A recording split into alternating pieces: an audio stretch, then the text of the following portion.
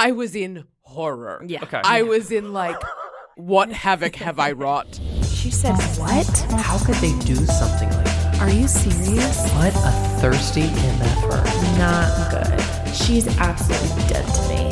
That's because she died. I'm Sterling Mulberry. And I'm Blair Payton, and welcome to Bad Behavior, a morally questionable podcast. We're two unqualified friends, Two unhinged comedians, determined once and for all what is good and what is bad. Hello, and welcome to Bad Behavior. I'm Blair Payton. And I'm Sterling Mulberry. In each episode of the podcast, a guest shares a morally questionable story from their life, and we decide if they were in the right or the wrong. Can I tell you what's wrong? What? This weather. It is too Really? cold. Sterling, I'm in my New York City apartment, like Carrie Bradshaw on the Upper East Side. Ooh, maybe giving too much information. And it is so cold. I am like bundled up in a cardigan with my hat on. Yeah, you do have your hat on. Well, I also didn't shower. So I wanted to look quasi-presentable for you. You're welcome. Thank you so much. That's the one thing I demand. I say you must be quasi-presentable. So this week something crazy happened to me, and I don't know if this has ever happened to anyone, but do you know when you're talking to somebody and you kind of have like a date on the books and then they reveal that they're kind of a freak, but you kind of already have a date on the books, so you're like, I gotta go through with it. I hate that. I have been there. And just the worst is when you're on your way to the date and you're like, I don't want to be doing this. I literally was like, I think I got to take a tequila shot before this because this is not going to go well. Everything was kind of normal, semi-normal, you know? And then your voice is breaking. I say this, you're allowed to stalk someone before a date. Oh, absolutely. But don't tell them. Don't tell them. Wait till you like each other.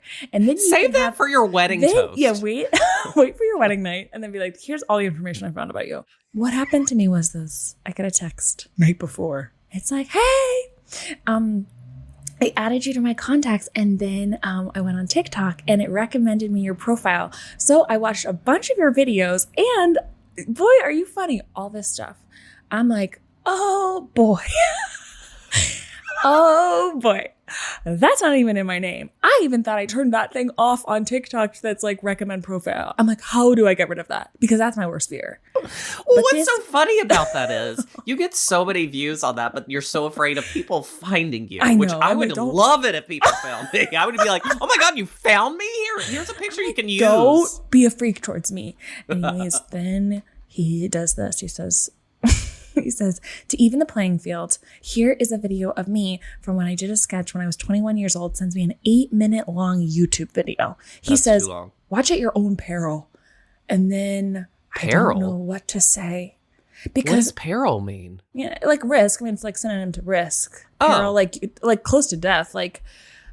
So he has a word-a-day calendar is what I'm getting. I don't know.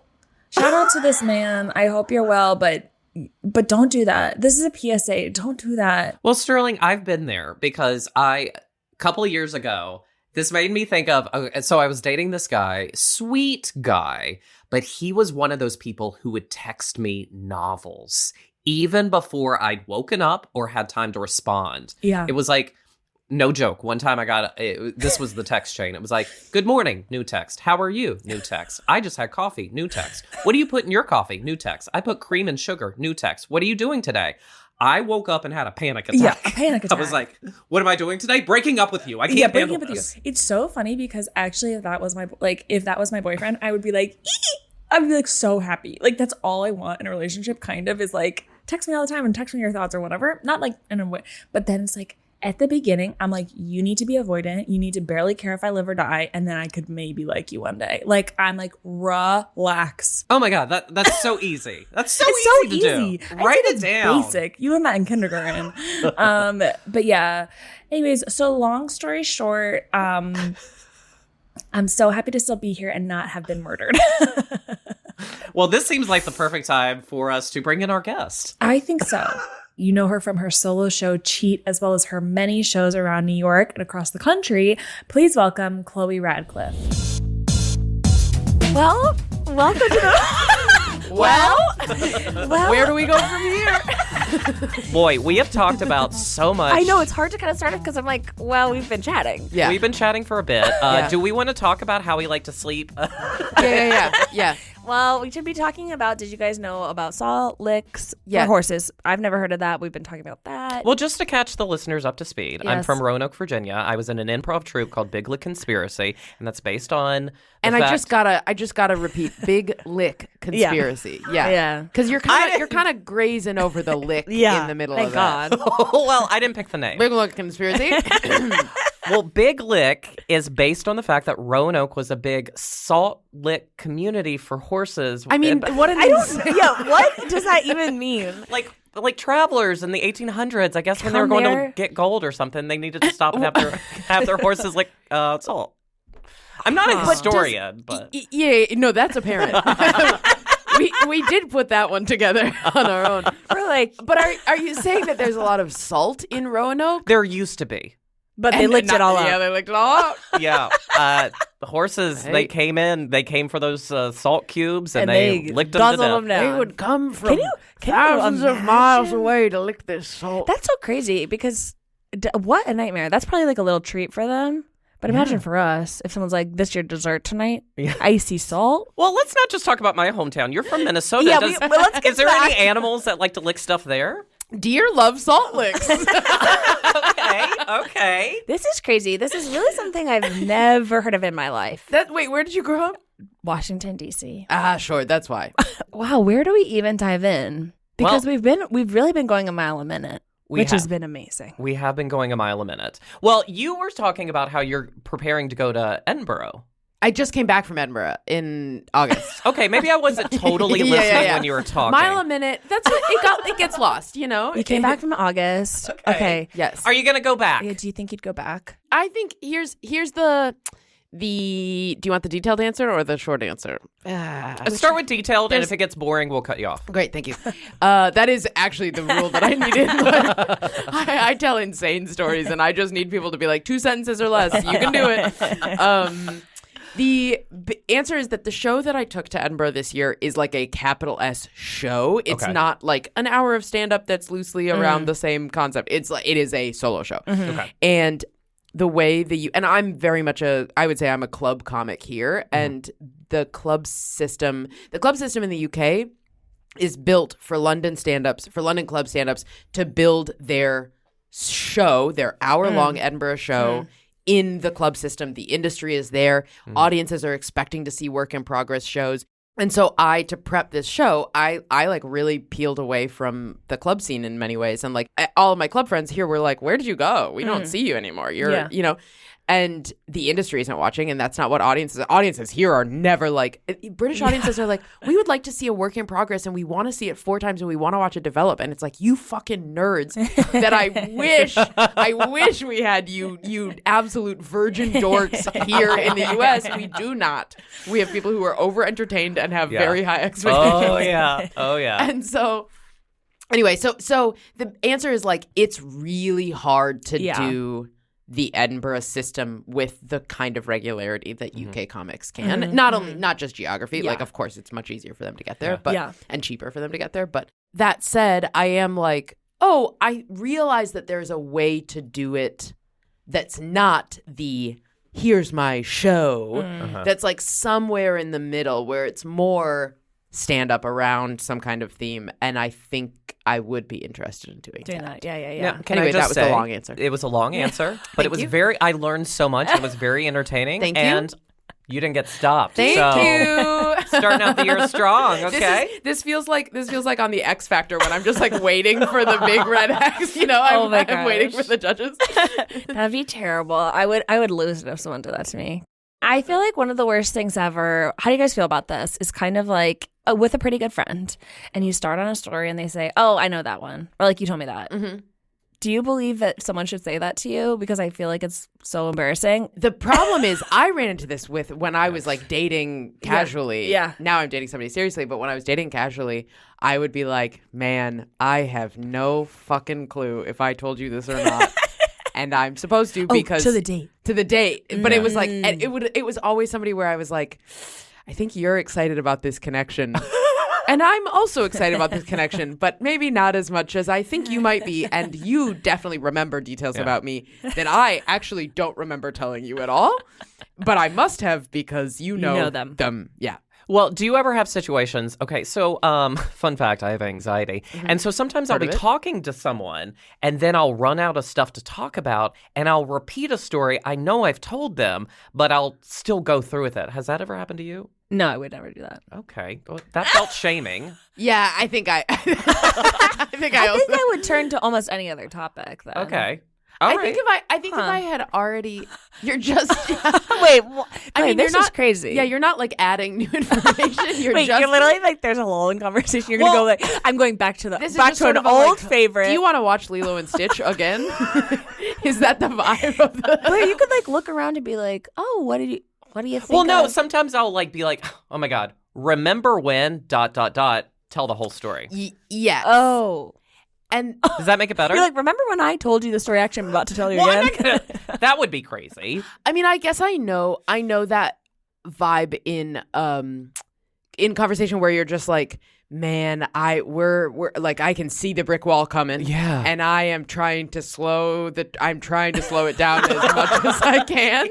And so and it's the kind of thing where like when you're dating somebody new and you don't have that much to talk about and you just start like, have you ever had the experience where you're reminiscing about the early part of your relationship except you haven't been dating that long? And I've had that where then I'm like, wow, I think we actually just don't have that much to talk about if we're sitting here being like, remember the first night we met after, we've been dating for a 2 month weeks. or whatever. Yeah, it's like. That's so funny.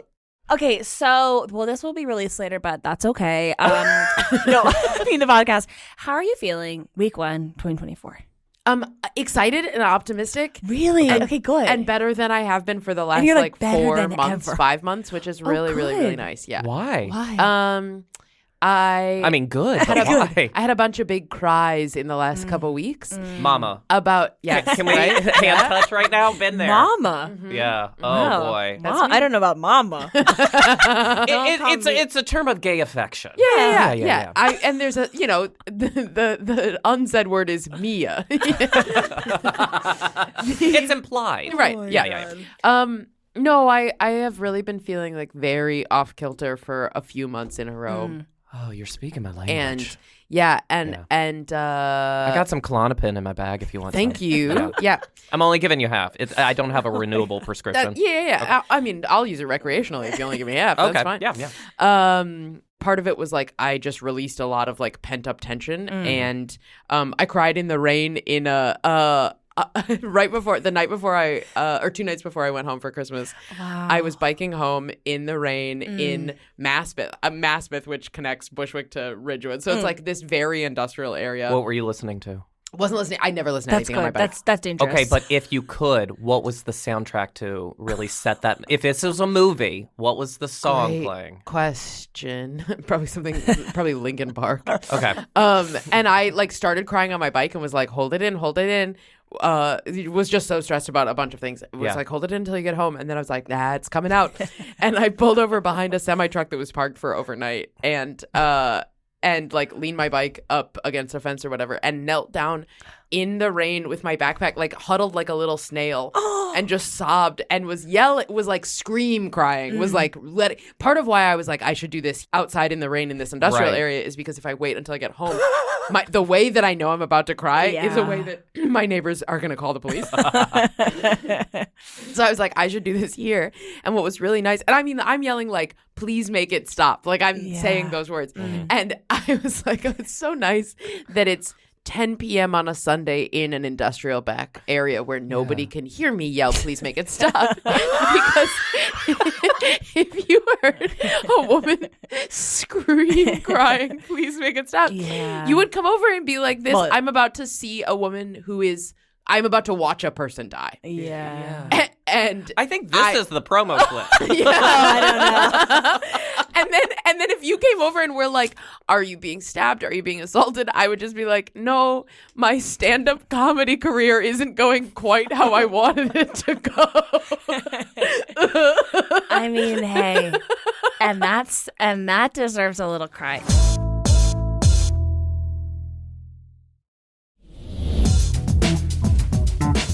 Should we play a little game? Yeah, let's play a little game. Let's play a little game. Okay, so we have a game on this podcast called Heaven or Hell. Yes. Great. Now, I was doing a little digging. Some might call it stalking. I say digging on your website. And so we put together some scenarios that are inspired by some of the information I found on your website. On my website. Please keep saying website. I'm getting disturbed. Not like this is not Instagram. This is not No, website. This is website. ChloeRadcliffe.com. Website. Yeah. This is website information. She's immediately being like, oh. You know, we've learned a bunch of stuff. You're originally from Minnesota. You worked at the Target Minneapolis corporate headquarters. I did. Yeah. Did some improv. So these are some scenarios, and you're going to gauge whether these are heaven or hell For me. for you. Great. And if you're feeling ambivalent, you can say like purgatory. Awesome. Okay. You're attending a lavish gala where you're scheduled to deliver a speech on the economic impact of the Minnesota Vikings. The catch is you must wear a bright red Target uniform during the speech. Would this be heaven or hell for you?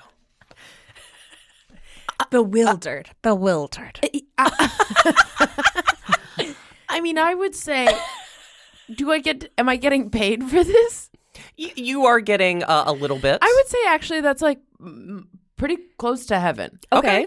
Yeah, I love attention. I thought you were going to say I love Target and I love the Minnesota Vikings. I feel fine about Target, and Yeah. I don't have any opinions about the Minnesota Vikings at all. Okay. But that would still be heaven for you because you'd be getting But a I little love bit of to attention. be in front of people. It would be a gig. you Yes, know? it would be a gig. I was an executive speechwriter at Target. I know. I saw it on your website. I know. Can you imagine being on a date and listen to some the idea that you're like meeting somebody new for the first time and they say like, yeah, I'm from a family of 7 brothers and sisters. I know. It's the most frightening response. Yeah, sometimes I actually I'm bad and I take a spoonful of jelly right out of the jar. It's like a little treat. I know. I've seen it. Yeah. You are preparing for the upcoming Minneapolis 10,000 Laughs Comedy Festival, in which you run. No. Used to. Yeah. Used to run. Okay, amazing. Blair made all these questions. Okay. And Throw me under the bus. This is the I one didn't say that want Not Right. successfully. I want to You've gotten it right. So I far. want to change this name. Let's come up with a funnier person or a funnier. Uh-huh. Okay, you can guess who I have on this list. Okay, and Matt Rife is requesting to headline. Mm-hmm. Did you ever have kind of some big wigs that were requesting to come in that you were like, I don't like what you're doing?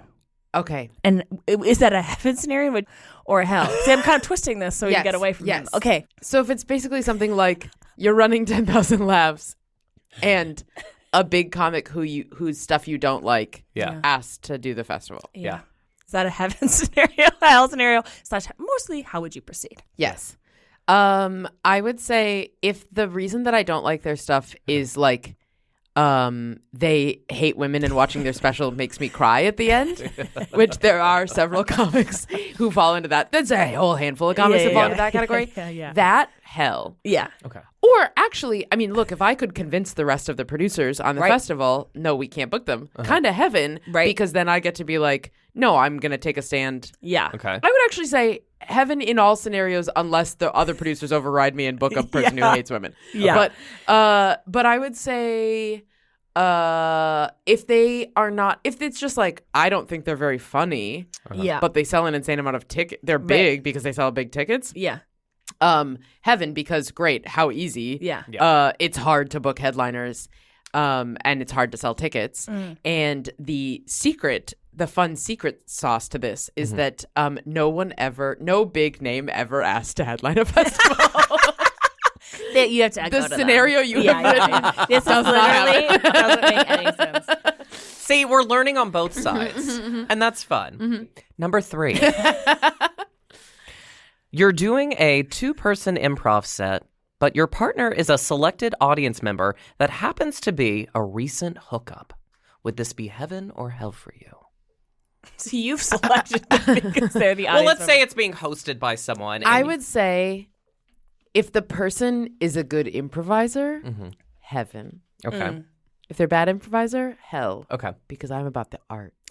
Okay. So true. I would think it would be fun to like establish a flirty vibe, to be like, we know what's happened here. And that's the kind of like, it's what I was saying earlier about then probably in this imaginary scenario that I'm making up right now, then he would be like, wow, I want to see her again because look at the chemistry that we have. And I would be like, I don't even care. You are nothing to me. That's a fun opportunity to yank someone around. Yeah. I love that. I hope that happens soon. Thank you. Okay. You're on a first date where, upon learning you're from Minnesota, your date uses a Minnesotan accent with the waitress while constantly winking at you. Hell. You don't love big winker? So bad. Hell. Wow. Even if he's like, hey, I know you're from there and this is cute, right? It's not yet. Yeah, hell. When everybody's like, oh, Minnesota, oh, Fargo. I'm like, yeah, that's the one. That is the one thing you know about Minnesota.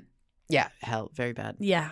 Okay. Well, that was our game. That was our game. You did amazing. And we are... Thank you for fighting through it. Thank you for fighting through it. You're a hero. You're a real hero. Because this might have been one of our most random, but that is because you really seem more in an interesting spot. Yeah, no, I feel like I'm getting the real you. Thank you. Which is nice. Just messy people. You're just a little bit of a mess.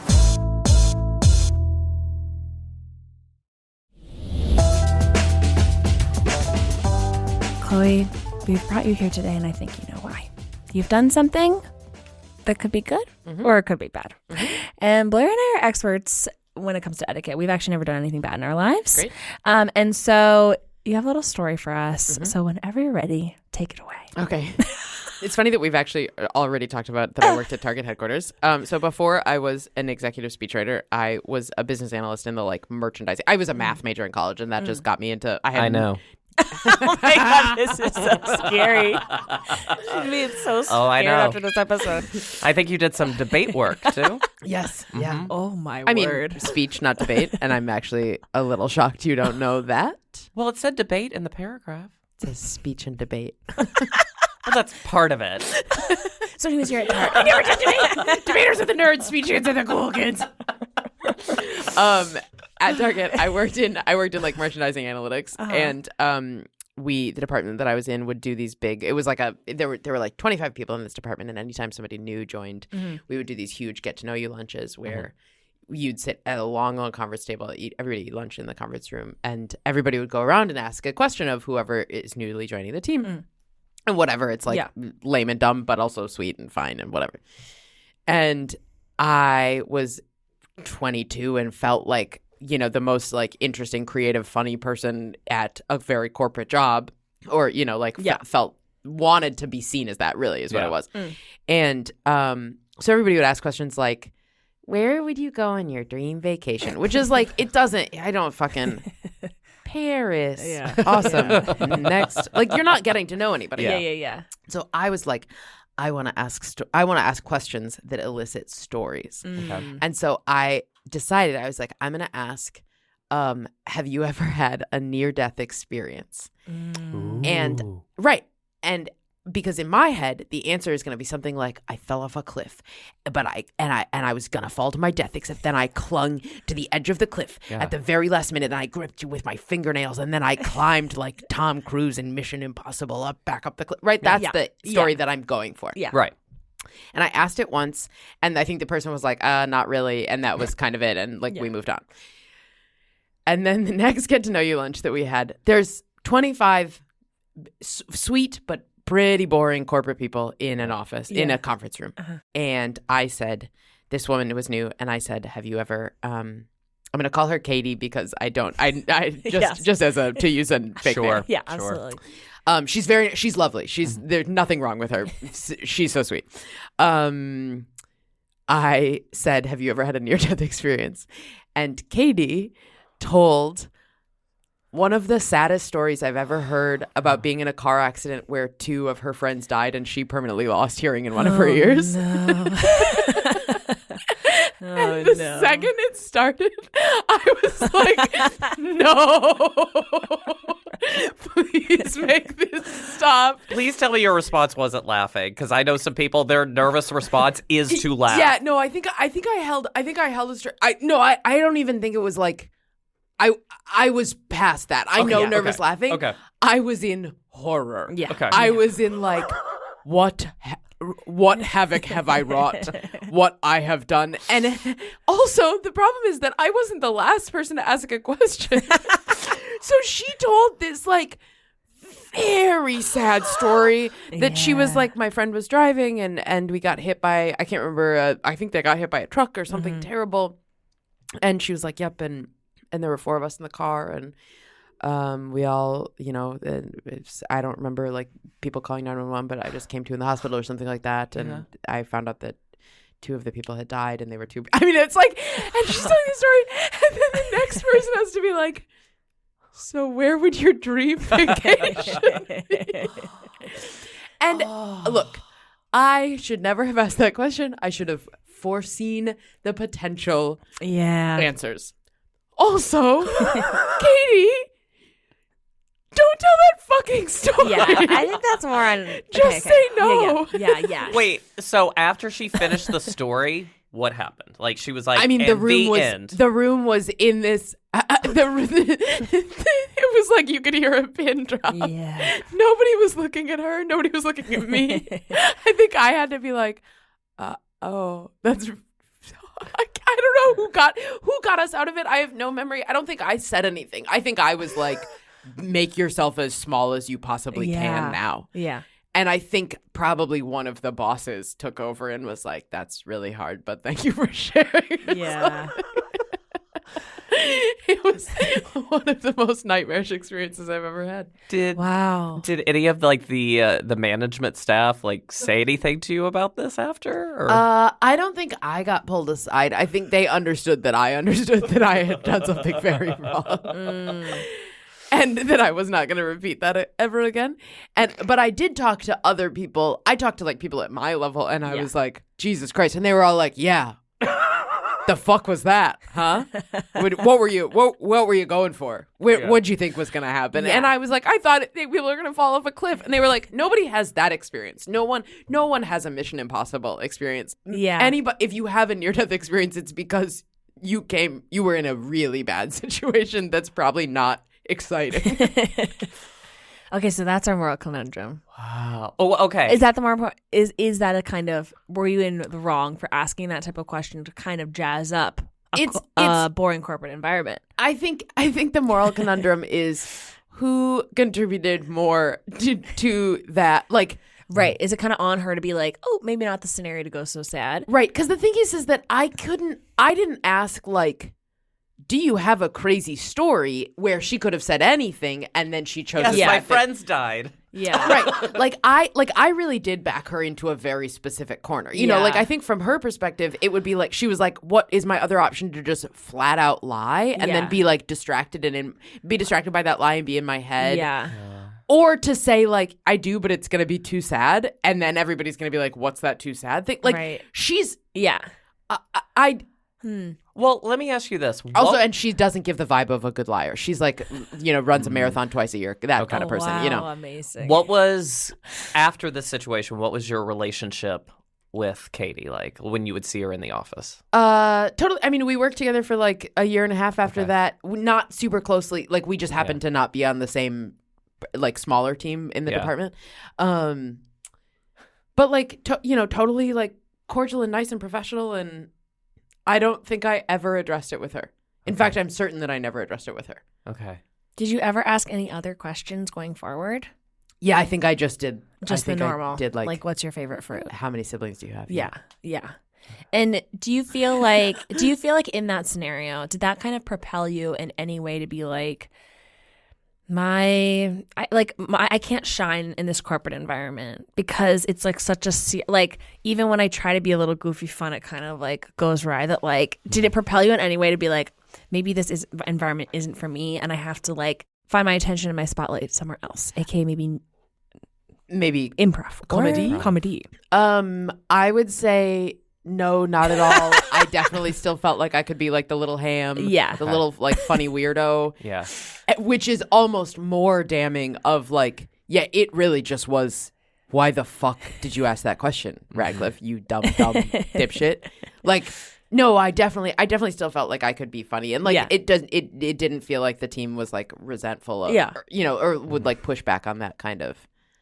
Also, I worked at Target for almost 3 years and spent every 6 months of that being like, I'm only going to be here for 6 more months and then I'm going to quit and then I'm going to move to Chicago and I'm going to do Second City. And then I kept not because it's really nice to get paid a decent amount of money for something that you're pretty good at. Yeah. And the only reason I left is because they laid off 2,000 people in one day and I was one of them. Oh my gosh. Do you think it was because of that single question? That single question. They were like, we're hoping that you experience a near-death experience. We're going to hold this for a moment. She's the first to go. What was your Target discount like? Okay, let's see. It's 5%. Red card. Red card gets you 5%, and then employee gets you 10%, and so then that stacks. And then they were like, it's not a huge discount, but it's 15% off your entire life, basically. And it's a compelling argument. Okay. Okay. But okay, so you asked this question one time prior to this one. The bigger thing was the samples at headquarters. They have millions of dollars of merchandise in headquarters, and I would just like sneak over to the floors where I wanted. You're 100% not supposed to do this. People do it, but I was like, I'm pretty egregious with it. Okay. Yeah. Noted. Yeah. He's switching jobs, switching careers. Wait, but you asked this near-death scenario question to someone right before her, right? Or you had asked this in the past. I know that I had done it one other time and nothing had happened. Which is what made me be. And your bosses never said anything to you that I think question. Nobody. The thing is that I think if I wasn't thinking about, and I don't mean like I'm smarter than everybody in that room, but I think I probably have a more narrative driven mind than a lot of people in that room. And so if I wasn't thinking what are the potential outcomes here, I don't think anybody else was. Was thinking that. Yeah. Also, I would say to be fair to the bosses are not like, we need to police our dipshit 22-year-olds get to know you questions, right? Like that's not anywhere on their priority list. Yeah. Yeah. Oh, okay. You know what? That is a good point, and I think I'm leaning to a certain. Oh, okay. Go forth. Okay, I'm gonna pop off a little bit, please. So, I am going to say that originally I was leaning bad. Okay. And then you told me about how you would steal samples. And then I flipped to good. Here's why. You were just causing hability in there. Yes. You know? Yeah. Like crazy. Yeah. I was agent of chaos. You were an agent of chaos. And the bad behavior really falls on the Target Corporation. For hiring me. For hiring you. You were like causing all this mayhem in the company. I was. And no one was telling you that this was bad. You just kept going. So you weren't learning anything. The day you learned is when they fired you, but only because they had to, you know? Yes. So it was poor parenting on behalf of the Target Corporation. With that said, I love Target, and I would love to maybe get a job there. You know, I'd love a discount, but I'm saying, and I won't ask dumb questions. Yeah. Okay. Yeah. So I'm going to say good behavior. Thank you. Yeah. Beautiful. Thank you. You're gonna. I have no responsibility for my. No, you have none. That's what it is. Okay, great. Thank you. You were young. That's what I like to hear. And you weren't parented properly. Thank you. I'm gonna go in a similar way, but different. Okay. I hate to be like this. I don't like Target at all. I'm one in a billion. Here's the thing I have to say about Target. One, it's not that inexpensive. No. It's actually kind of expensive.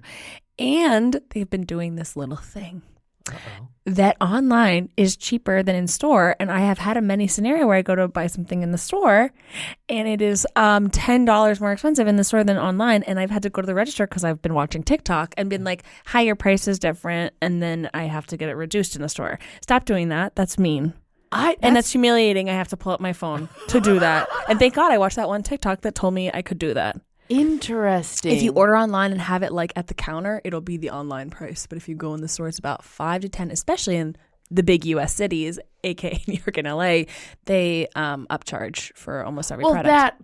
I guess that feels like you think because it's like in the store. That's like city. Like Tell me if in Prior Lake, Minnesota. I didn't know we had big Target. Yeah. Wow. I may need to flip my vote. No, that's the most random argument. No, I don't care that much. I do still say we about Target sometimes, which is insane. I haven't worked there in a decade. I think the thing with Target is that also like it's been so like co-opted by like white women being like, this is my ideal day. And that's okay, man. Okay, but I'm like I think white women encompass yeah. okay. But I think we could think of like a better day than like shopping at Target. Like I don't know. I'm like it's just that's culture like scares me a little bit. Yes. Capitalism. No. But I think for this sake is this. I once also worked very much in corporate America, and it was hard to shine. I just feel like it is always like the responsibility of kind of the young people in the office to kind of like bring the personality, bring the fun, because everyone else is like so boring. And I'm like, guys, we have to be here 8 hours a day. Let's like have a little fun. You were trying to have a little fun. And I think people should be able to read the room to be like, oh, is now a good time to tell my trauma? And that is so sad that she went through that. Yeah, it's horrible. But also like, yeah, you could read the room and be like, maybe not the time. Or be like, yeah, as you said, I don't know. I just think pass is always an option. Pass. I think like your intentions were good in terms of being like, let's have a little fun. The answer was bad, and once that answer was bad, you never did it again. Yes, right? I You learned my quick, lesson. and so I'm ultimately going to say good behavior, because it's hard to be a young person in the office when everyone is so boring. Thank you. So you have officially been deemed good behavior. Wow, I'm going to heaven. Okay, so we have a little reward for you. Sometimes it can be very hard to come up with acceptance speeches on the spot, so we've written your acceptance speech today. Thank you. Thank you guys so much. This award really means the world to me because, boy, I've been needing a win. I actually played the Pop-Tart mascot that got eaten alive at last week's Kansas State game. And you guys, they fucking ate the shit out of me. I barely survived, so I really appreciate this because this has been a tough week. Oh my gosh. Yay! Wow. That's amazing that you were the Pop-Tart mascot. Yeah. I feel like we haven't heard from that actor, so it's amazing we could get you on the pod. Yeah, this is an exclusive. This is an exclusive. It's a little frustrating that I am yet again in a media where nobody can see my face. Oh, we have an Instagram. Okay. Target's own Chloe Radcliffe. Okay, before we finish up, Chloe, are there any things you want to plug, promote, tell listeners where they can follow, find you, all that jazz? I will be running my Edinburgh show in Los Angeles. Ever heard of it? At Dynasty Typewriter. So anyway, if anybody's in LA, you should know that. Should they check your website? And they should check. No, don't check my website. Please don't look at my website. It's insane that anybody has a website anymore these days. No, where you should check is my Instagram or any other social media. I am at Chloe Radcliffe on all social media platforms. It's like my last name, Radcliffe, but bad. Love it. Amazing. Well, thank you so much for coming on. And that's our show. Thanks so much for listening today. We absolutely hate to do this. We hate it. But it would mean the world to us if you can subscribe to the podcast wherever you get podcasts, rate and review. Follow us at Bad Behavior NYC on Instagram and TikTok. Thanks again for listening. And remember, whatever your moral status, we are always here to judge. Bye.